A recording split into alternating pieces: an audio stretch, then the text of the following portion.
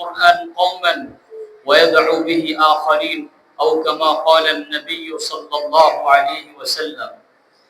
মাদ্রাসা আবু হুরায়রা কর্তৃক আয়োজিত একজন কৃতি ছাত্রকে সংবর্ধনা দেওয়া অনুষ্ঠানে সম্মানিত সভাপতি উপস্থিত রয়েছেন সাভারের গণ্যমান্য উলামায়ে কেরাম এবং অত্র প্রতিষ্ঠানের ছাত্রদের অভিভাবক এবং ছাত্রবৃন্দ এবং পর্দার অন্তরালে অনেক অভিভাবিকা এখানে উপস্থিত হয়েছেন। সকলকে ধন্যবাদ জ্ঞাপন করছি। সম্মানিত উপস্থিতি, আমরা যে উদ্দেশ্যে এখানে একত্রিত হয়েছি সেটা আমাদের কারো অজানা নেই।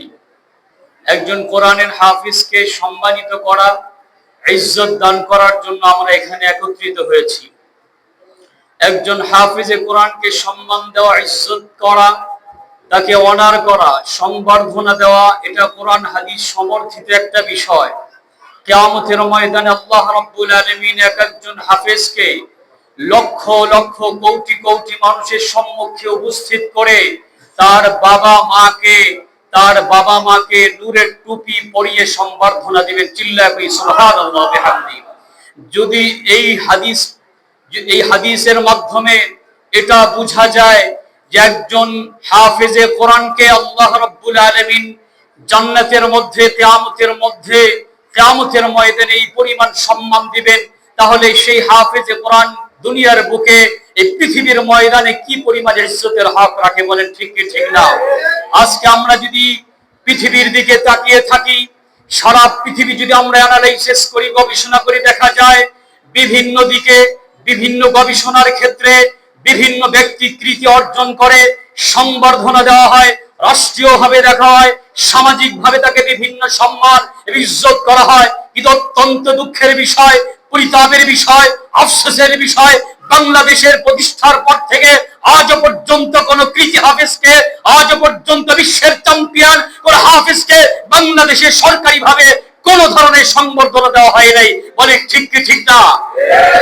আমরা এই কথা ব্যর্থহীন ভাবে ঘোষণা দিতে পারি, পৃথিবীর কোন সম্মান ইজ্জতের জন্য একজন বাবা মা তার সন্তানকে হাফেজ বানায় না, একজন মা তার কলিজার টুকরাকে হাফেজ বানায় না, একজন বাবা পরিশ্রম করে তার সন্তানকে পৃথিবীর এই বাহ্যিক সম্মান পাওয়ার জন্য কোন ধরনের প্রচেষ্টা করে না।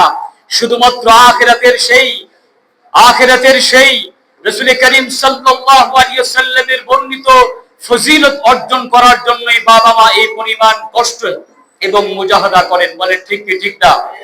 সম্মানিত উপস্থিতি, আমরা আরো বলতে চাই, আমরা আমাদের বাংলাদেশকে যদি দেখি, বাংলাদেশে বিভিন্ন সামাজিক অঙ্গ সংগঠন বিভিন্ন খেলাকে কেন্দ্র করে যখন আমাদের দেশের ছেলেরা বিদেশ থেকে যখন কোন ট্রফি এবং কোন চ্যাম্পিয়ন হয়ে যদি বাংলাদেশে আসে, রাষ্ট্রীয়ভাবে তাদেরকে সংবর্ধনা দেওয়া হয়। বলেন ঠিক কি ঠিক না? কিন্তু বাংলাদেশে কোন হাফেজকে আজও পর্যন্ত রাষ্ট্রীয়ভাবে কোন সংবর্ধনা দেওয়া হয় নাই। আমরা দায়িত্বহীন ভাবে কথা বলতে পারি, বাংলাদেশের খেলোয়াড়, জাতীয় দলের যে সমস্ত খেলোয়াড়রা আছে আজও পর্যন্ত বিশ্বকাপ অর্জন করতে পারে নাই। বলেন ঠিক কি ঠিক না?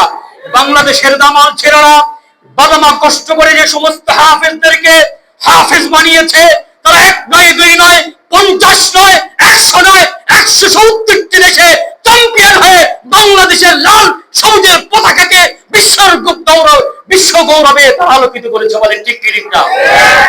আর এই ধারাবাহিকতায় মাদ্রাসাতুল হুদা, মাদ্রাসা আবু হুরায়রা এই প্রতিষ্ঠানের একজন কৃতি ছাত্র আজকে শুধু বাংলাদেশের শুধু একটি ঢাকা জেলা নয়, সারা বাংলাদেশে সে তৃতীয় স্থান অধিকার করেছে। সকলে বলি মারহাবা। এটা অবশ্যই একটা প্রশংসার দাবি রাখে। হাফেজে কোরআনকে সম্মান করা, ইজ্জত করা, এটা কোরআন হাদিসে সমর্থিত একটা বিষয়। আমার আব্বা যেন হাফিজ ছিলেন, ছোট্ট বয়সে হাফিজ হয়েছিলেন। হাফিজ হুজুর রহমতুল্লাহ এর ঘটনা শুনে ওনার কাছে হেফজ শেষ করেছিলেন। যখন তিনি হেফজ শেষ করে বাড়িতে গেছিলেন তখন তার বয়স ছিল 8 কি 9 বছর। এত ছোট্ট ছিল। ওই জামানায় তো একজন হাফেজ হলে, আজ থেকে প্রায় 80 বছর বা 70 বছর আগের ঘটনা, তখন হাফেজ হলে পরে পুরো এলাকার মানুষ, পুরো জেলার মানুষ দেখতে আসতো যে কি এতটুকু বাচ্চা কিভাবে হাফিজ হয়েছে? পুরো এলাকার মানুষ বাদ ভাঙ্গা জোয়ারের মতো যখন আব্বাজানকে দেখতে এসেছে, তখন ছোট হওয়ার কারণে কেউ তাকে দেখতে পারে না। তখন একজন তাকে এভাবে উঁচা করে ধরেছে, দুই হাত দিয়ে উঁচা করে ধরেছে, যে এটাই হলো সেই বাচ্চা যে হাফেজ হয়েছে। বলে সুবহানাল্লাহ। আমি জানি না ওই দিন আমার দাদাজান কি পরিমাণ খুশি হয়েছিলেন। নিশ্চয় নিশ্চয় যে আল্লাহ রাব্বুল আলামিন ছোট্ট বাচ্চাকে, 8-9 বছরের বাচ্চাকে, মানুষ তাকে দূর থেকে দেখতে পাচ্ছে না, এই জন্য আরেকজন মানুষের ঘাড়ে করে উঁচা করে তাকে সম্মান দিয়েছেন, ইজ্জত করেছেন, উঁচা করেছেন।